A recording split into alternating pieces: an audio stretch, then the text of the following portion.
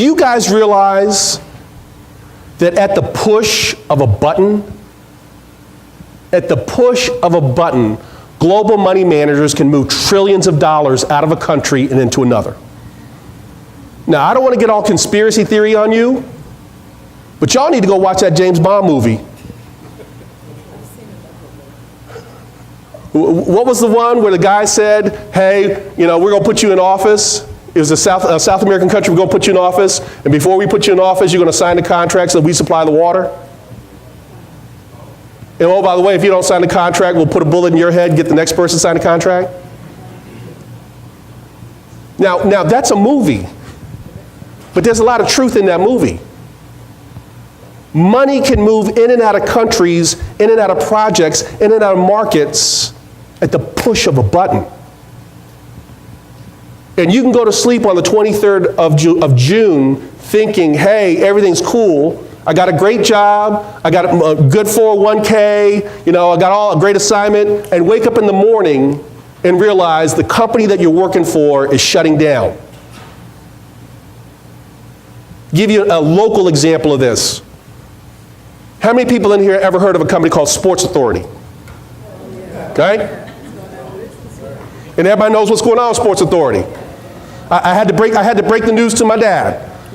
So my dad and I, we love to play golf. So one day a week we go play golf together. And last time we were playing golf about 2 weeks ago, he says, I got a new ball. I said, what is it, Dad? No, I'm sorry, I need to set it up right. He says, I got a new ball, you need to try it. I said, what is it, Dad? He said, it's a ram. I did my research online and it's a ram.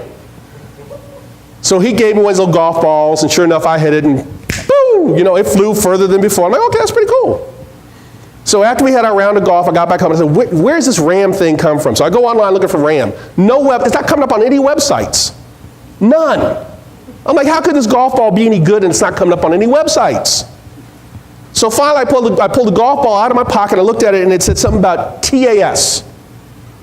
Or TSA Stores Inc. I'm like, TSA Stores Inc., what's that? So I go online and I type in TSA Stores Inc. It says, the Sports Authority, right? I'm like, I don't know how I'm gonna break the news to Dad. But he better get his supply of golf balls because they're gonna be gone pretty. It was a house brand, right? It was the house brand for Sports Authority. So, real quick story. About 4, maybe 5 weeks ago, I go into the local Sports Authority over here in Bowie. And it's a Tuesday, Wednesday, whatever. Nobody's in the store. It's 11 o'clock in the morning. I think I was dropping the dog off for grooming at PetSmart, and then I go to the Sports Authority. And I said to the young lady, where's your for sale signs? This is like 6 weeks ago. She said, what are you talking about? I said, well, my understanding is that you guys are going out of business. She said, oh no, not us. She said, in fact, we had a staff meeting last week, and the manager assured us we would have jobs through Christmas. Now here's the problem with what she was saying, and I hated to bust her bubble. She was working off of old information.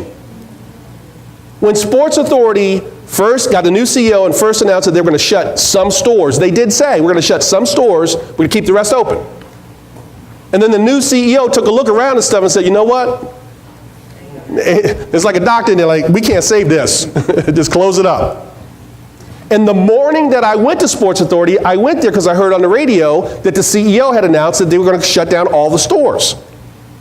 And she stood there defiantly saying to me, oh no, the manager has promised us that we all got jobs through Christmas. And I said, well, ma'am, you may want to just go ahead and put a resume out in the street. You may want to just go ahead and look for a job at another, just in case. And no, he told us.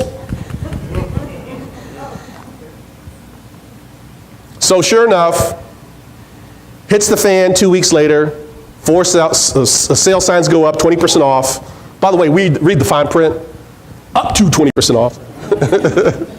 So I go back over there, she's nowhere to be found. She got cut in the first wave, 2 weeks later.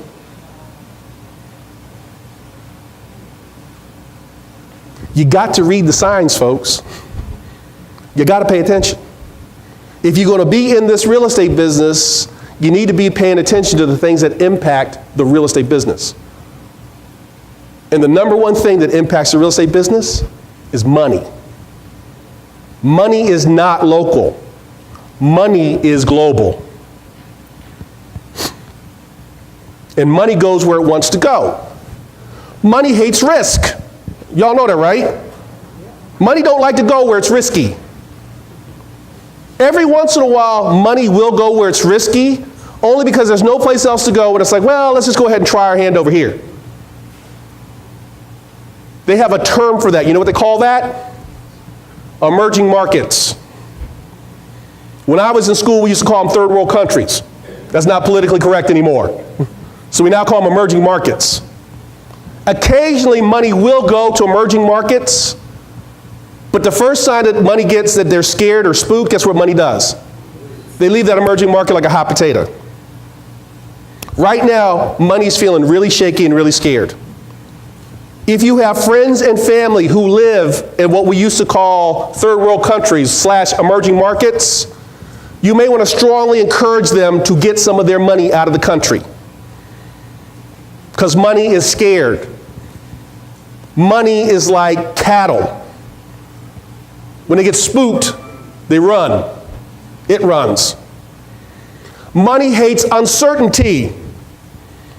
Money hates uncertainty. I love hearing the different conversation on Facebook. I love hearing the different conversations people are having about the upcoming presidential election, talking about one candidate's better for business versus another candidate better for business. You know what? Business doesn't give a rat's butt about the policies of your candidate. Because money makes money no matter what. You know what? You know that, right? So what does money care about? Can we count on you? Whatever position you take, are you going to be reliable, or are you going to change your mind in the middle of the night? You watch enough movies, you hear this line in the movies, right? I put you in office and I'll do what? Take you out. Money has the power to put people in certain places, and money puts people in certain places because money wants to know that whatever your policies are, they line up with mine. You with me? Money loves certainty and it hates uncertainty. Money hates surprises. There's a reason why $3.2 trillion left the global system, and most of it came out of the London stock market. Because money was not happy with that decision. Unhappy with the decision because of all the mayhem, but more importantly, money thought when it went to bed on Wednesday night, a certain thing was going to happen. Then when it woke up on Thursday morning, it got shocked. And money doesn't like surprises. Bringing it back home. Any of us remember when Ted Cruz and the crazy folks shut down the federal government? Anybody here impacted by the shutdown of the federal government? Yeah. How'd that go over? How did money like that? Seems to me that didn't Standard & Poor's downgrade the U.S. debt? Yeah. Money does not like uncertainty. Money can deal with your politics no matter what your politics are, but it needs to know that if this is look, money can even get together with Bernie Sanders. Y'all know that, right? But it wants to know, hey, Bernie, if you're a socialist, if you're really a socialist, you better be a socialist all the way, not be faking it. Because money says, listen, if we're going to have socialistic policies, we can make money off socialistic policies.